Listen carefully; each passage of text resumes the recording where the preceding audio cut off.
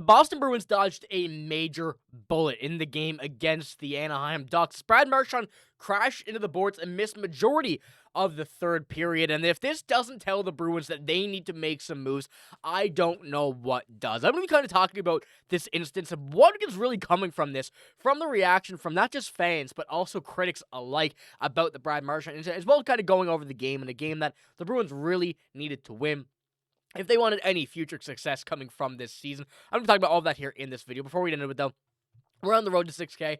We know so 70% of you guys watching right now are not subscribed to the channel. If you're looking for a spot for all of your Bruins news, you're in the right spot. Hit the sub button, join me here on the channel. We're covering everything Bruins, but I want to get into this Brad Marchand kind of injury, I guess we could say. It's a bit of an injury update because things seem to have been clarified a bit now. We know what came out of this and really how much of an impact this had on Brad Marchand. And early in the third period, Bruins captain Brad Marchand lost an edge, hit the ice, eventually sliding hard into the boards by the Ducks bench, and he slammed the back of his head into the boards during the collision, with officials whistling the play dead as Marchand could not even get back to his skates. It was a very scary instance, especially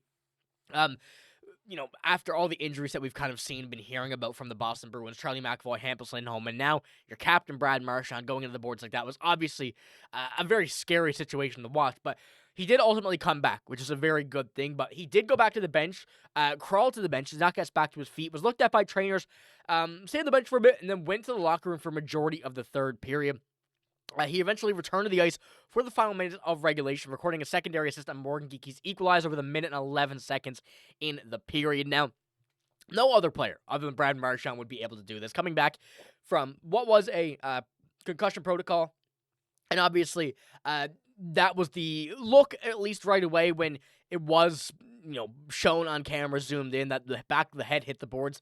Seemed a bit wobbly, seemed a bit kind of loopy in the head, but ultimately came back, was checked out, was ultimately fine here. And after speaking the OT loss, Marchand acknowledged that he was pulled part of the mandatory protocol with concussion spotters, but received the green light to return to action. And it did seem like Marchand wanted to stay on the bench, but ultimately you cannot argue, and you have no choice when these guys talk to you and tell you to come off and just get a little look at. So ultimately, good to hear that it is fine, but it could have been a very bad situation if Brad Marchand had to get a concussion, and then ultimately would have been out for quite some time. But the goal from Morgan Geekie to tie it up, Brad Marchand assisting on that, 1:11 left in the game. That just goes to show kind of a dog Brad Marchand is. I know I've been saying it for, like a year now, since the beginning of this channel, that Brad Marchand is just a player that will go out and do anything for the team, and I think that was the perfect example of that. But let's just say Brad Marchand ultimately had to leave the game and was out a few games. When we're looking at the offense right here, with these lines, this is not something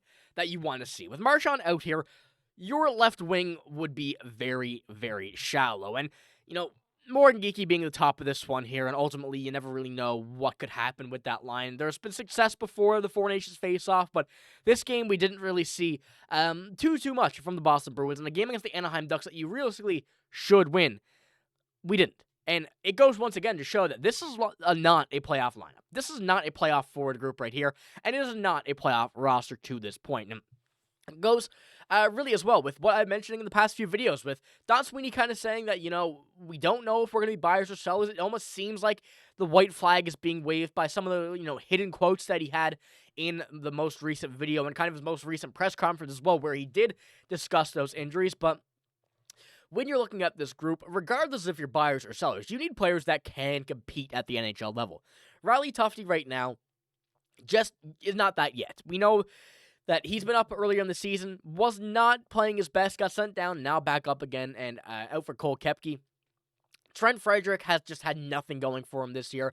Trades have to come to get some assets that you can see in the NHL. And going back to also the players that we already have that need to break into the NHL once again. Fabian Lysell, Georgi Merklov need to get in this lineup as soon as possible. And you never really know with what injuries happen how things are going to play out with this side of, this side of things. But when we're going back to, the hockey stat card here, it was not a horrible game from quite a bit of the lineup actually here. When you're looking at, the top few lines, and, Mason Lohrei, Parker Wotherspoon here as well. Good to see them. The third line pairing defenseman here for probably the foreseeable future. Good to see them back up here on the top of this list. But when you go back down to the bottom as well, you see guys, Riley Tufte, Michael Callahan, the guys that are well above their, punching above their weight class. And haven't really been able to, not just develop, but have not been able to really become the level that they're supposed to be playing at. But being just thrown into that role is a challenge, and there's no doubt about that. They know that they're certainly playing above their pay grade, I guess we could say at this point, and they're obviously good players and whatnot. But being thrown into a lineup like this is not an easy task to go out of. But seeing this kind of bounce back from this game here and a return to play, it's not horrible. Obviously, you'd like to win. You're down a point here. Still a point from the overtime loss, but you want to get more out of this. And seeing a nice little goal here coming from Elias Lindholm after a difficult Four Nations face-off was something that was good to see. Good of a refreshing one to see. And hopefully, as I mentioned as well, kind of going into this tournament, coming out of it now, that players that were on the Boston Bruins who may not have had the earliest success that were in this tournament can bring back what they learned from this, playing against the best. And even though Elias Lindholm didn't play too much, kind of averaged about 8 minutes time on ice with Sweden, he was playing with some of the best in the world and playing against some of the best in the world. And being able to just kind of sit and watch, being on the ice, being on the bench, watching those players play, you can get an idea of what works and what don't from those guys. And you might not be able to get that every day, but I do think that looking at Elias Lindholm in this game, played pretty good, and with 18 minutes time on ice, certainly played quite a bit more than what he did play for Team Sweden. But going back to Brad Marchand as well right here, after missing the entire third period just about, he had 19 minutes time on ice, and obviously that's quite a bit. Imagine if he were to play that entire third period. He'd probably be up at close on 25 minutes. Now, that could be a bit of probably an overstatement. That's kind of defense numbers there, but it was kind of leading to Brad Marchand playing an incredible amount in this game. And obviously, the injury could have been a lot worse, and thankfully it wasn't. But, it kind of goes to show that this team has the players to do it, but it's not a full roster worth of, potential playoff players. But looking at how this team needs to progress here and going into the next few games, if they want a chance to even make a playoff spot, which is still up in the air at this point. I'm seeing a lot of people saying we got to embrace the tank, and I'm one of those.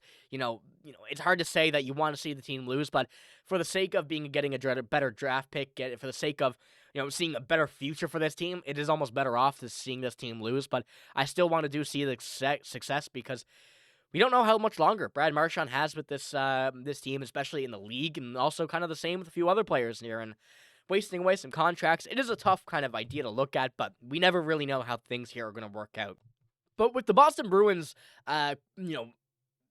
doctors and medical staff seemingly on blast already, it is going to be very interesting to see how this kind of Brad Marchand thing progresses, and hopefully we see nothing more of it. Hopefully that this is kind of it. Hopefully it was just, knocking the wind out of you almost, rather than anything serious, because we cannot afford to make Brad Marchand out of this team for quite some time, and we need to see him healthy. He's been playing fantastic as of late, and hopefully he does continue this for games to go, but it is a matter of time until we see some wins and some more losses, and then I guess whatever we have, whatever is going to come closer to this trade deadline, which is about 2 weeks away. So let me know what you think about mainly the Brad Marchand contact with the boards. Do you think this was something that we're going to see more of? Hopefully not, but definitely a scary incident nonetheless. But that's all I got in this video. If you did enjoy, give it a like, hit the sub button as well. But I'm signing out. Thanks for watching. Hope you have a great day. See you later.